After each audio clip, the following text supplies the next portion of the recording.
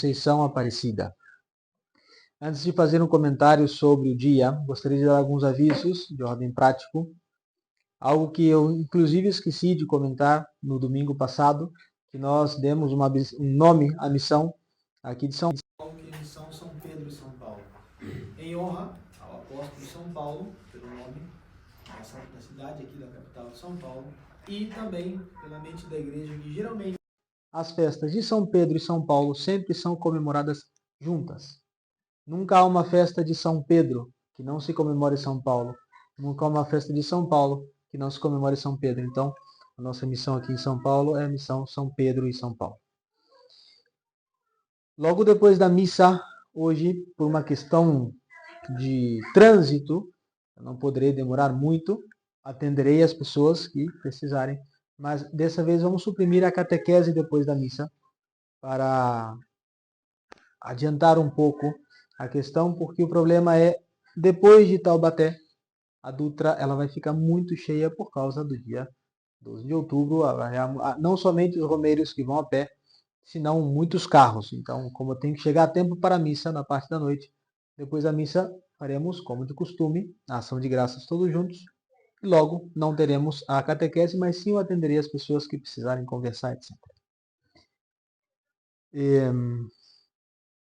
A próxima missa aqui em São Paulo será no dia 2 de novembro. Lembre-se que quando o dia 2 de novembro cai num domingo, a celebração litúrgica dos fiéis defuntos passa para segunda-feira.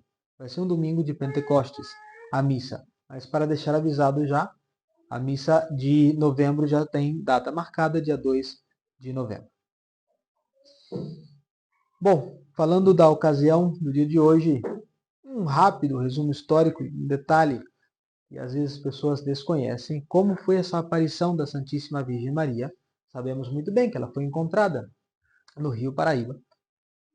Só que um detalhe muito interessante, que é o detalhe que eu mais gosto de toda a ocasião. É claro que o que mais nos chama a atenção, o que mais nos admira, são os milagres que Nossa Senhora operou por meio dessa imagem benta de Nossa Senhora. Mas um detalhe muito interessante é que os pescadores que encontraram a imagem estavam pegando peixe porque era sexta-feira, ia passar um magnata pela cidade e eles queriam oferecer comida de vigília para aquele personagem que passava pela cidade. E depois de várias tentativas, eles rogaram a Nossa Senhora para manter o espírito da igreja. No final das contas, Nossa Senhora apareceu premiando uma boa iniciativa daqueles pescadores. Poderiam ter dito, bom, tá difícil, vamos fazer outra coisa? Não, não, não. Vamos procurar a comida de vigília, mesmo que seja o magnata, tem que se acomodar às leis da igreja. Então, um detalhe que eu sempre gosto de comentar, uma coisa muito bonita, principalmente nos dias de hoje, que nós somos urgidos muito mais pela generosidade que pelas leis. Porque como nós estamos numa época inédita na história da igreja, às vezes as almas são enganadas com aquele princípio, bom, mas canonicamente falando eu não preciso ir na missa porque eu tenho que ir na minha diocese e como não tem missa eu não estou obrigado. Legalmente falando, é certo, mas enquanto a generosidade para com Deus, é claro que não. Então, a aparição de Nossa Senhora nasceu uma generosidade para com as leis da igreja. E todo mundo sabe que depois da aparição, os milagres abundaram de maneira espetacular, ao ponto de ser a padroeira, a imperatriz do nosso Brasil. Falando da imagem, que é uma coisa que nós devemos saber defender, principalmente contra os protestantes. Nós temos aqui no Brasil arraizado essa seita de maneira muito profunda, arraizada essa seita aqui no Brasil, que atacam a questão das imagens. Saibam defender as imagens com as Sagradas Escrituras. As Sagradas Escrituras no Antigo Testamento havia uma lei que proibia qualquer tipo de imagem que está no céu e na terra. De qualquer coisa que houvesse ou no céu ou na terra. Não podia ter imagens. E os protestantes aplicam isso de maneira absoluta. Às vezes, Por que eu digo às vezes? Geralmente eu confundo os protestantes. Quando eles vêm dizer essa bobagem, eu falo, me empresta o seu celular.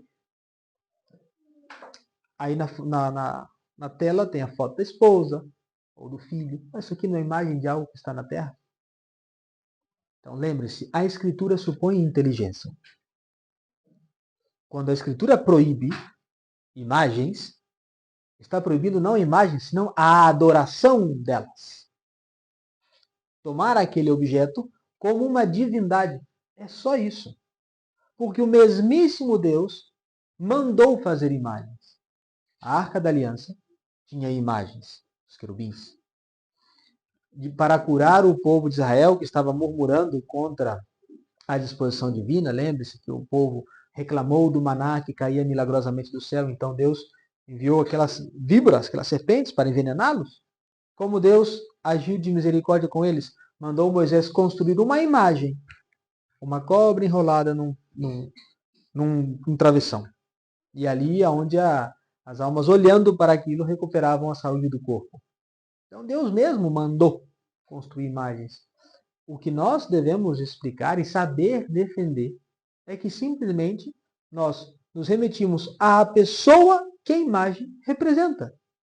Já seja o crucifixo, já seja a imagem da Santíssima Virgem Maria, mas aquele objeto, aquela coisa, torna-se santa, primeiro, pela utilidade que Deus faz daquele objeto, e segundo, pela bênção que o sacerdote católico infere sobre aquele objeto. Quando o padre benze, por exemplo, uma cruz de madeira que Cristo é de metal, há uma indulgência chamada Cruz da Boa Morte que concede indulgência plenária para a alma que recolher o Santo Crucifixo com devoção e beijá-lo e ter devoção durante o momento da agonia. Então, Deus deu ao mundo, por meio de São Pedro, esse poder de atar e desatar as coisas no céu e na terra. Então, os padres eles têm poder de abençoar de fato coisas como as imagens, para que Deus atue por meio delas. E assim foi como aconteceu com a Santíssima Virgem Maria, a Imaculada Aparecida para nós aqui no Brasil. E já que a Imaculada, falemos dessa graça grandíssima que teve a Santíssima Virgem Maria. Hoje é uma festa da Imaculada Conceição da Santíssima Virgem Maria. A Imaculada Conceição é uma graça particularíssima, singularíssima da Santíssima Virgem Maria. Ninguém mais teve isso. Pura criatura. Cristo não era pura criatura. Cristo é Deus e homem verdadeiro. Santíssima Virgem Maria é a pura criatura que teve essa graça singularíssima da Imaculada Conceição.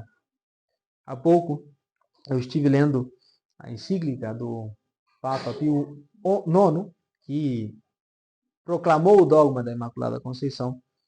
E é claro, ele sempre começa com o motivo principal de todos os dons, de todas as grandezas de Nossa Senhora, que é o feito colossal da maternidade divina. Lembre-se que todas as graças que Nossa Senhora conseguiu foi efeito de ser mãe de Deus. Ela é a mãe de Deus. Lembre-se que uma coisa muito diferente é que alguém seja a origem de Deus, que é um absurdo. Deus eterno não tem origem em ninguém. Ele é, simplesmente. Ele é. Ele não foi, nem será. Ele é. Ele existe. Ele é o eterno presente. Então, Nossa Senhora não é a origem da divindade, mas sim ela nos deu a humanidade que estava unida de maneira tão íntima, de maneira tão pessoal com a natureza divina, que é nosso Senhor Jesus Cristo. Quando nasce uma criança, nós não perguntamos o que nasceu. Claro que nasce o que nasceu, um ser humano. Nós perguntamos quem nasceu. E quem nasceu da Santíssima Virgem Maria? Deus e homem verdadeiro. Logo, mãe de Deus. Mãe de Deus e mãe do homem. Não porque ela desse origem à divindade, coisa também que os protestantes, por ignorância, condenam e por obstinação negam. Ela não é mãe da divindade. Não é mãe, não dá origem à divindade, mas sim é mãe de Deus. E por esse fato, ela adquiriu todas as outras grandezas. A virgindade perpétua, o crescimento contínuo em graça santificante, a Imaculada Conceição. E, enquanto a Imaculada Conceição, lembre-se que Nossa Senhora, ela foi redimida de maneira prevista. Não existe uma Imaculada Conceição sem a redenção. Tanto é assim que na definição dogmática do dogma da Imaculada Conceição, o Papa diz: pelos méritos de nosso Senhor Jesus Cristo, prevendo os méritos de Cristo, Nossa Senhora foi protegida do pecado e concebida sem pecado original. Não foi por méritos próprios, senão pelos méritos de Cristo que Nossa Senhora foi concebida assim, sempre pura, sempre limpa, sempre longe do pecado em toda imperfeição. Vejam só, dentro da teologia mariana sobre a Imaculada Conceição, nós temos várias explicações técnicas, que eu demoraria muito tempo para comentar aqui, porque teríamos que fazer uma introdução de filosofia para depois entrar na parte teológica. Mas vamos dar aqui alguns argumentos de conveniência, que também é parte da teologia. Imaginem que a nossa redenção, ela foi promovida, feita por Cristo, pelo sacrifício do seu corpo. E como esse corpo era um corpo divino, ou seja, tinha méritos divinos, esse sofrimento dele, cujos méritos são infinitos, redimiu as nossas almas. Esse derramamento do sangue de Cristo é a causa da nossa redenção. E é inconcebível que esse sangue que brotou das veias de Nosso Senhor, que originou-se de maneira absoluta de Nossa Senhora, viesse de uma fonte manchada, mesmo que seja um instante. Lembre-se, na concepção do corpo de Cristo, que foi o Cordeiro que imolou-se pelas nossas almas, na concepção do corpo de Cristo, não há outra matéria senão a matéria do corpo de Nossa Senhora. O Espírito Santo utilizou a matéria do corpo de Nossa Senhora para formar o corpo de Cristo. Corpo que estava unido à divindade. Está, é claro, está unido à divindade, estará por toda a eternidade. Então, é inconcebível que Deus tenha permitido que a fonte da qual viria o sangue que nos redimisse fosse contaminado com o pecado original. É inconcebível que a rainha dos anjos, a rainha de todos os anjos, fosse por um instante escrava do demônio. Inconcebível. E todos esses motivos de conveniência são os motivos que nos movem mais à devoção. Os outros motivos mais técnicos, às vezes não tem tanta força, tanta impressão nas almas, que não tem o estudo técnico da teologia, mas lembre-se que, como disse, né, o teólogo que propagou a doutrina da Imaculada Conceição, Deus quis, pôde fazer, logo fez. Só que essa mãe imaculada, mãe da cabeça, também é mãe dos membros. Não se pode conceber a mãe, que a mãe tenha dado à luz a cabeça, mas outra mãe tenha dado luz ao corpo de um ser. Nós somos o corpo místico de Nosso Senhor. A Igreja Católica Apostólica Romana, corpo místico de Cristo. A cabeça desse corpo místico é Ele mesmo, mesmíssimo Cristo. E Nossa Senhora, ao aceitar ser a mãe de Cristo, de maneira natural, aceitou ser a nossa mãe de maneira espiritual. E hoje nós temos essa celebração tão particular, tão principal nossa aqui do Brasil. E então agradeçam muito a Deus Nosso Senhor por essa graça de poder celebrar esse dia com a missa e a Sagrada Comunhão. Que nós vamos receber aqui, daqui a pouco, esse corpo que veio de onde? Dessa fonte imaculada chamada Santíssima Virgem Maria. Ave Maria Puríssima. Em nome do Pai, do Filho e do Espírito Santo.